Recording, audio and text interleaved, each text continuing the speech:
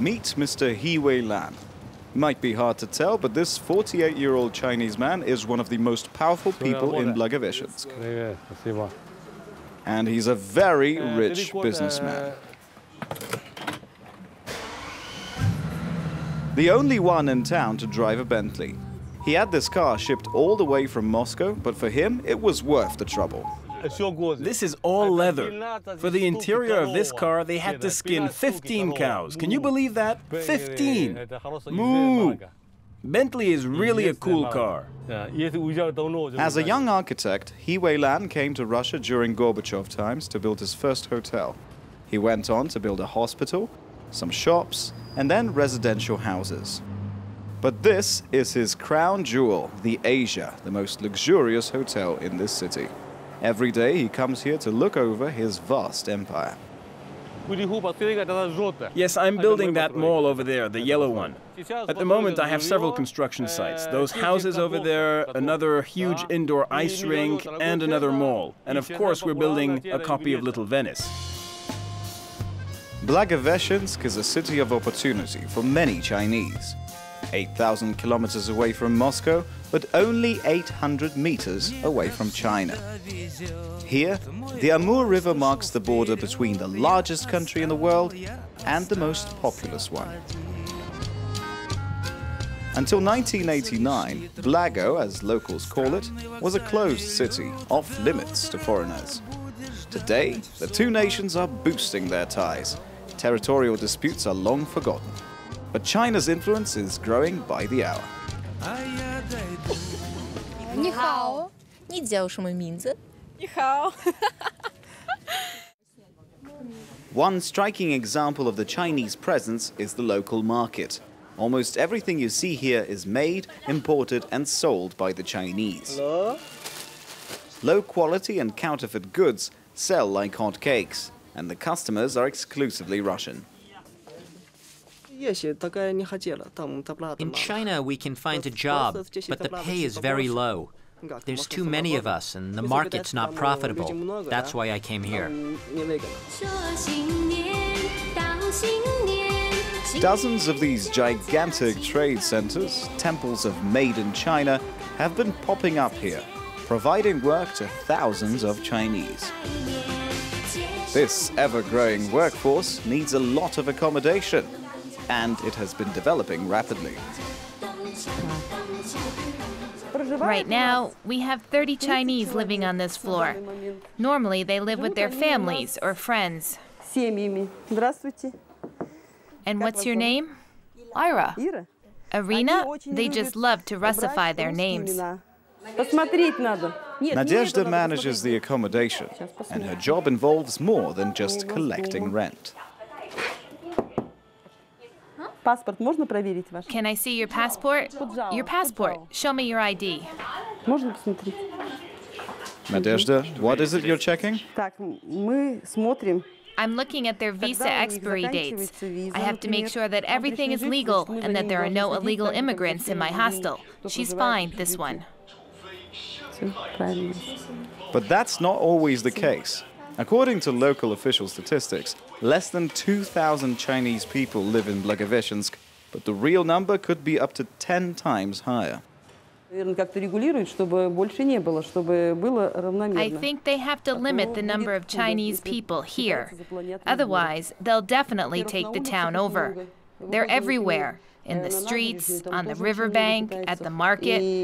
They even outnumber the Russians at times. I'm scared I may wake up one morning in China. Xenophobic remarks such as this are becoming more and more common in Blagoveshchensk. But here the fear of a Chinese invasion is also caused by the massive exodus of Russians from the region.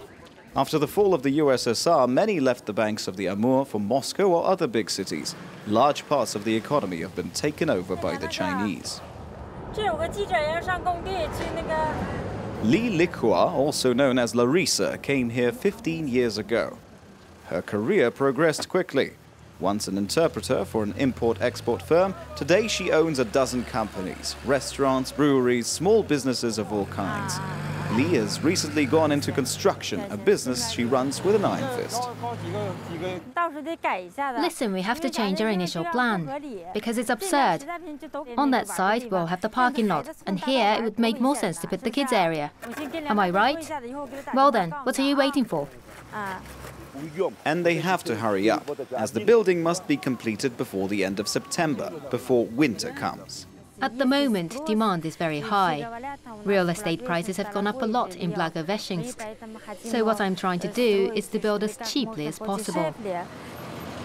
And these apartments will be up to 20% cheaper than the market average. Li Lihua's secret is simple. Her workforce is strictly Chinese. It's cheap, and they can work for up to 12 hours a day. Building materials are also brought in from China. Sand, cement, steel. All that's needed are bricks. She sees Russian suppliers as unreliable, so she opted for an entrepreneurial solution. Li Lihua simply bought her very own brick factory.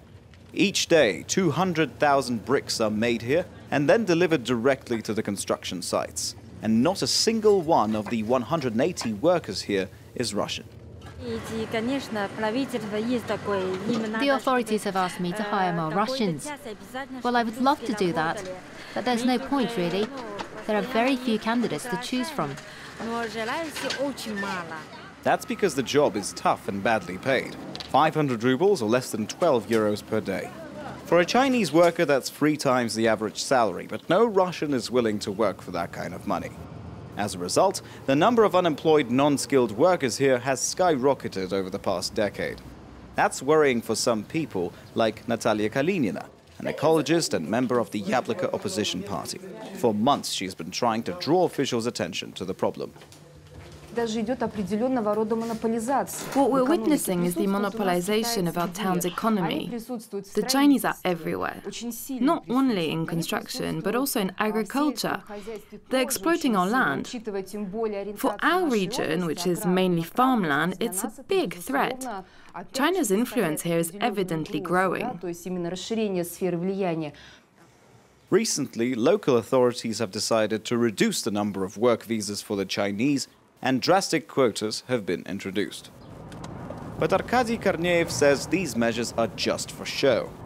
Every day, this farmer has to go 20 kilometers from the city center to work, and every day he sees the same thing happen. That field over there, that one too has been taken by the Chinese. Now it's a soy plantation. They're everywhere. They also have many greenhouses in that area. On his land, ARKADI grows cabbage, carrots and beetroot. But the Chinese competition has made it very difficult for him to make any profit. For every 5 Chinese workers who come here legally, 20 come illegally as tourists, except that they never leave. The farmers don't pay any tax, and in the end, production for them is so much cheaper than it is for us. ARKADI hires only Russians to farm these 120 hectares, 6 full-time employees and several seasonal workers for the big harvest. I know that if I start taking Chinese employees, they'll work hard for the first year, there's no doubt about that.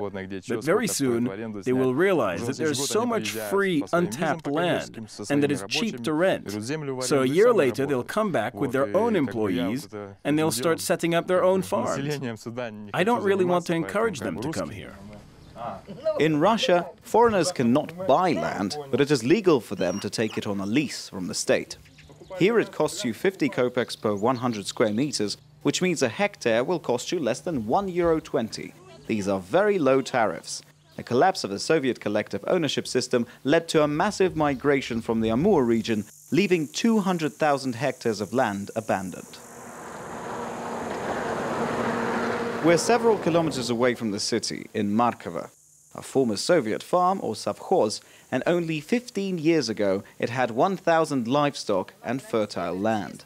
Now it's farmed by a Chinese couple, V. Yali and her husband.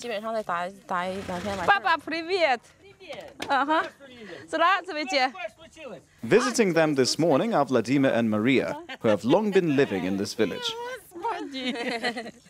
Friendly greeting, hugs. So far, everything looks good. Since the beginning of Gorbachev's reforms, perestroika, everything's been destroyed. Today, young Russians don't want to do anything. They're fine with drinking and smoking pot. It's impossible to make them work. But the Chinese are hard workers. It's good they're here. If Viali leaves, there will not be anyone left to take care of the land, and all that'll be left is ruins and virgin soil. In fact, many count on the Chinese. Both in cities and rural areas, the economy of Russia's Far East is heavily dependent upon China. So for the government, there's no turning their backs on their big neighbor. Quite the opposite. A new bridge will soon be built over the Amur to connect the two countries. And Moscow has just invested 150 million euros in the riverbank area. A large-scale project which will create a congress hall, an aquapark and hotels. What's interesting in Blagoveshchensk and the Chinese city on the other side is the fact they represent not just two countries, but also two cultures.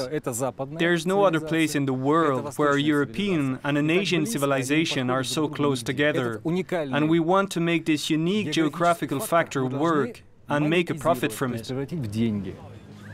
The goal is to attract 1 million tourists a year by 2020.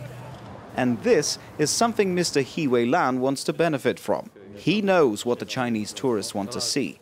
With his Little Venice project, he wants to offer them Europe on their doorstep. Here we will have canals, shopping centers here, and as for the faces of the buildings, we will copy what you can actually find in the real Venice and in Italy. That's how we do things here. It'll be just like Italy. But even better, you won't even have to go to Italy anymore. Meanwhile, at Li Lihua's, dinner is being prepared. A Russo-Chinese dish, typical for Blagoveshchensk. Tonight, the businesswoman, her daughter, and best friend will be celebrating good news. Li is about to get a Russian passport.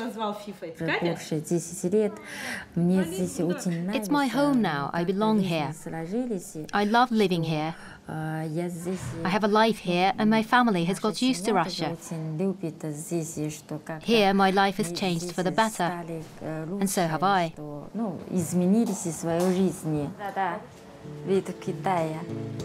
There's no going back to her motherland now. She prefers to observe it from her balcony. Her daughter's name is Katya, and for her and thousands of other Chinese people, the future is written in Cyrillic. Когда мне нечего терять, мир так тесен, а дай-ка, брат, тебя обнять.